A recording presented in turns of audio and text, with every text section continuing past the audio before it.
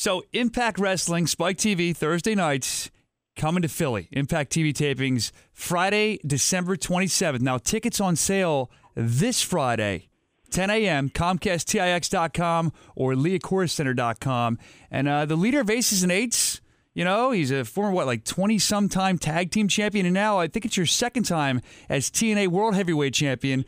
Bully Ray coming back to Philly, man. How are you? I'm doing good, but I got to correct you real quick. I'm not referring to myself as the two-time World Heavyweight Champion because, in my eyes, Chris Sabin's victory was nothing but a fluke. So from going forward now, we will just refer to me as the World Heavyweight Champion. The World Heavyweight Champion. I don't know. What's going on with Aces and Eights, though, man. I mean, you're the leader and all, but what's up with Mr. Anderson, Ken Anderson? What's going on with this? Well, obviously my vice president has discovered, his set of balls and has stepped up to me a little bit. Unfortunately, this Thursday night at No Surrender on Spike TV, he's going to find out why I am the president of this club. He's going to find out why nobody should get in my face the way he did.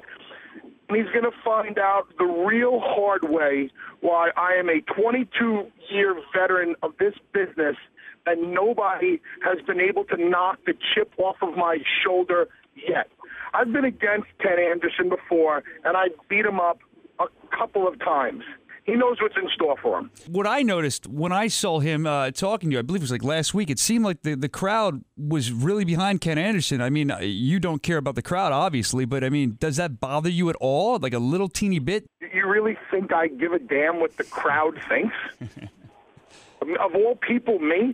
I don't care if a million people are cheering for Ken Anderson, because if a million people are cheering for him, that means I get to disappoint a million of them when I defeat them. You see, I became a singles wrestler for one reason and one reason only: to piss off the wrestling world. And I've done a hell of a job for the past 3 years. And I love the fact that I am the most hated man in pro wrestling. There ain't a guy out there who is more hated than me. And putting a frown on people's faces is what I aspire to do every single time I go out there. I'm going to put a big frown on Mr. Anderson's face. I'm going to put a big frown on all of his fans' face. You could put a frown, maybe a black eye or two on Thursday night at No Surrender. Bully Ray, I appreciate you coming on, man. I'm sorry, I got you all mad and I got you all tuned up here. Let's take a deep breath. Let's relax. Let's go back to a happier time. What are you talking about? Who's mad? Nobody's mad. What are you talking about mad? I'm quite happy right now. I'm in a very jovial mood. I'm afraid to see you mad. Well, I want to talk about something that's going to make you even more jovial. I like to get to know people, you know, and the fans see you on TV, but I want to step back. I mean, you got involved in wrestling, I'm sure, to beat people up, right? But what was your first memory? Why? What introduced you? What hooked you on wrestling? You decided, I'm going to do that. Was there something you saw? Do you remember your first thing you saw with wrestling? Well, as a kid, there was 3 things I knew I wanted to do. Okay. I wanted to be a pro wrestler, I wanted to be a rock star, and I wanted to be a porn star. So far, I've done 2 out of 3. And since Meatloaf already got the gig as the 300-pound front man, I don't think I'll be doing Rockstar anytime soon. So 2 out of 3 so far. All right, as Meatloaf says, man, 2 out of 3 ain't bad. All right, well, how about, so you have a love of music then, it seems like. Bands that you like. How about like Kiss? Do you like Kiss? I'm a big Kiss fan. Kiss, AC/DC, Motley Crue, Maiden, Priest, Slayer, Pantera, and the almighty Black Label Society. There you go. I think Kiss is amazing myself, and I'm into hair bands and stuff too, so I understand that. But taking you know what the great thing about Kiss is? The reason I love Kiss so much is you know exactly what you're going to get when you go to a Kiss show, and it is impossible to go home not knowing that you were, entertained and had a great time. Kiss has been doing this for, I think it's 37 years now, and it's awesome. And actually, when I go to that ring, whether it's by myself or whether it was with my brother Devon, that piece of crap lackey that he is, we always went to the ring to give the people a show like Kiss would give people the show. Yeah, we might not be the best wrestlers in the world, but Kiss ain't the best musicians in the world. But you don't go home saying, oh, Kiss missed a note, or, Bully Ray missed that move. You go home knowing that you got your money's worth and you were entertained. If you notice, a lot of wrestling fans are also Kiss fans from what I've seen. So I guess they go hand in hand. It's the spectacle. What about as far as, you say that you may not be the best. I don't know, man. You're pretty darn good. You're a big dude. You move around the ring with ease. And, did that just come natural to you from when you first started, or did you really have to kind of really learn it? Were you just always athletically inclined, to move like that? I've been an athlete all my life. I played baseball. I played football. I was a shot putter. I was a discus thrower. Wow, you've done a lot. I'll tell you, I follow your career. I'm from the Philadelphia area, and I remember going down to the arena when I was younger, and you just scaring the hell out of me with people throwing cans and everything. You guys swat them down. I remember when you were a little bigger. You definitely transformed your body. That takes discipline, but why? What was the thing where you said, I'm going to get into this amazing shape that I'm in now? Well, like I said, I've always been an athlete. My heaviest, I was 400 pounds, but even at 400 pounds, it never stopped me in the ring. I was always in great ring shape. And, throughout my career with the Dudley Boyz and Team 3D, me and Devon weren't exactly going to win, the Mr. Olympia competition, but we were real accomplished in the ring. We knew what we were doing. We had a great tag team chemistry. We had a great tag team finishing move, and, people were really into us. When me and Devon went our separate ways 3 years ago, I knew that it's very difficult to come out of one of the most recognizable tag teams that has ever existed and become a formidable singles wrestler. I knew I had to reinvent myself. I knew I had to do something different. And I knew that the first thing I could do to get people talking was get in much better shape and reinvent myself at the age of 40, which is what I did. And, every interview I do, everybody I talk to talks about, wow, Bully, you've got in fantastic shape. So I needed people to sit up and take notice really quick, and that's what they've done. I've always been pretty decent in the ring, and like I said, I'm not the best wrestler in the world, but I will kick your ass, and I will get the job done, and I will be able to manipulate anybody I want to manipulate in pro wrestling, just like I did Hogan's Sting and Hogan's stupid daughter, and become the world heavyweight champion. Yeah, and you're doing a heck of a job with it. I do wonder, though, I'm a little concerned for you, and I know you probably don't care, and all, but, you've lost weight, and you look great, but your body, I saw you. I saw you at the arena years ago. You were taking a pounding then in those matches, and you still get beat up pretty good. How's your body feeling, man?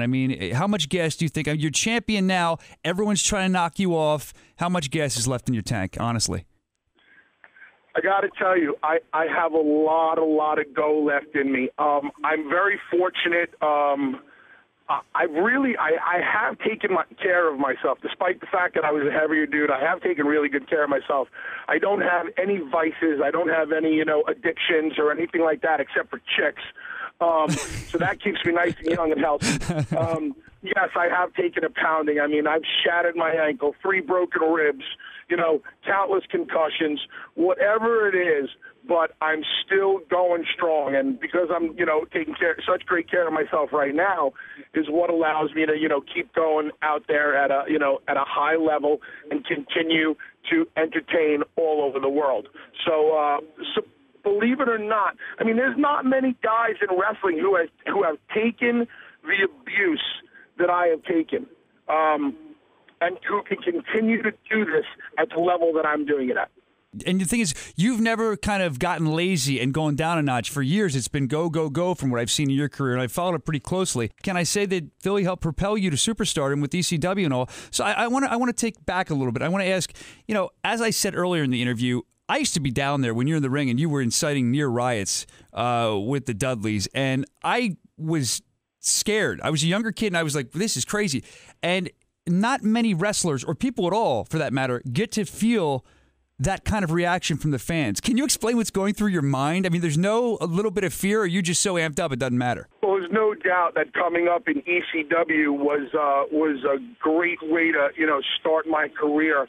Being able to go out there and do whatever you want, whenever you want, and take the crowd on, down whatever road you wanted to take them.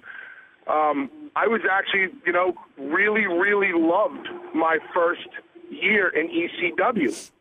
but I always knew that, I would be more appreciated in this business or more talked about in this business if I did the one thing that I know how to do better than anybody else, and that's get underneath people's skin. And I can do it with my voice. There's not many guys who can go out there and get that pure emotion of hatred from the people just by talking like I can. And in ECW, I used to do it on a nightly basis. Yep. And started, forget about near riots. I've been in plenty of riots in ECW. That's what makes me different. That's what makes me special. And if you never had been to an ECW, show, you can never fully appreciate just how much emotion ran through the people's veins.